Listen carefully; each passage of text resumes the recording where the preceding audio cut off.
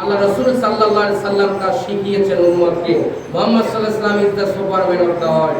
গোটা পৃথিবীবাসীর জন্য তিনি আইডল। আর আমাদের আইডল কি? শাকিব খান। আমাদের আইডল অপবিশ্বাস। আমাদের আইডল হচ্ছে বিভিন্ন নায়ক নায়িকা। আমাদের আইডল হচ্ছে বিভিন্ন গায়ক গায়িকা।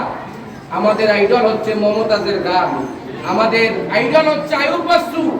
কিন্তু আল্লাহ তাআলা বলেন তোমাদের আইডল তিনি দো জাহানের নবী যিনি লাকাদ কানা লাকুম ফি রাসূলিল্লাহি উসওয়াতুন হাসানাহ, একমাত্র উত্তম আদর্শ তার মাঝেই যিনি মুহাম্মদ রাসূলুল্লাহ সাল্লাল্লাহু আলাইহি ওয়াসাল্লাম। তো কাফেরদেরকে বলছে কোরআন যেমন পরিষ্কার, নবীর চরিত্র তেমন পরিষ্কার। বিশ্বনবী সাল্লাল্লাহু আলাইহি ওয়াসাল্লাম বললেন যে তোমরা এখানে আসো, আমার কথাগুলো আমি দিনে রাতে মাগরিব থেকে মাশরিক পর্যন্ত, সকাল থেকে সন্ধ্যা, রাতের বেলায় আমি যা করি তা তোমরা মানুষের মাঝে, সাহাবীদের মাঝে ছড়াই দাও। তিনি কতটা দৃঢ়তার সাথে, খুব মনোযোগ দেন, কতটা দৃঢ়তার সাথে, একনিষ্ঠতার সাথে কথা বলতে পারেন। এখন যদি আমি একজন হুজুরকেই বলি, হুজুর আপনি আপনার আমলনামা সম্পর্কে জাতিকে বলেন, আপনার বউকে বলেন, আগামীকাল আপনার বউ আপনার আমলনামা পেশ করবে। পৃথিবীতে কোনো মায়ের বেটা নাই শাইখুল হাদিস। এটা ভালো করে বুঝে দেওয়ার দরকার আছে না নাই? অভিভাবকদের আছে না নাই? তারপরে আমাদের মূল হলো কোরআন এবং হাদিস। এই কোরআন কারীমের সবক দেওয়া হলো, এই সবকটা তো দেওয়া লাগবে, কর্মকাণ্ড প্রয়োজন আছে। এই জন্য আমরা দীর্ঘায়ুভাবে যে কার্যক্রমগুলো না করলে নয়, আমরা সেগুলো করি। এই জন্য আপনাদের কাছে ক্ষমা চাই যে যদিও একটু সময় বেশি হয়ে গেছে।